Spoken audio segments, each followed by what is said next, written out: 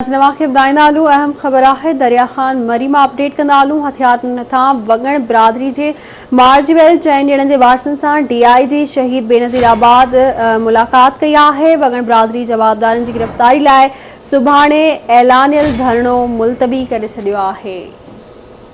बिल्कुल नाज़रीन, कातिलनि खे 2 ॾींहनि अंदरि गिरफ़्तार कयो वेंदो। DIG इरफान बलोच पारां मक़तूल के वारसनि खे ख़ातिरी कराई वई आहे।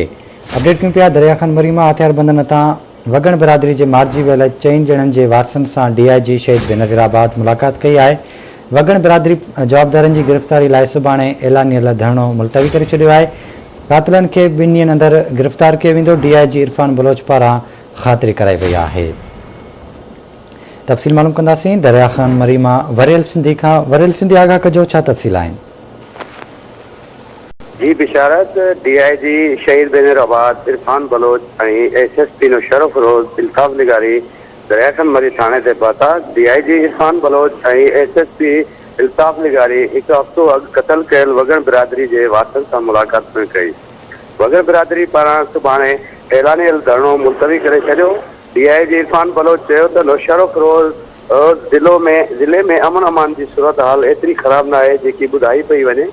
उन चयो त वगण बिरादरी के कतल कयल 4 ॼणनि जा जवाबदारनि 2 ॾींहनि अंदरि गिरफ़्तार कंदासीं। एक सवाल के जवाब में DIG इरफान बलोच चयो त शहीद अजीज मेमण कतल केस की जांच भली वफ़ाक़ भी करे केस में रहियल 2 जवाबदारनि के गिरफ़्तार करण मुंहिंजी ज़िम्मेवारी है। शहीद अजीज मेमण केस में रहियल 2 जवाबदारनि की गिरफ़्तारी लाइ टीम भी जोड़ी अथऊं जेका पंहिंजो कम करे रही है। जी मेहरबानी जी अपडेट करण लाइ।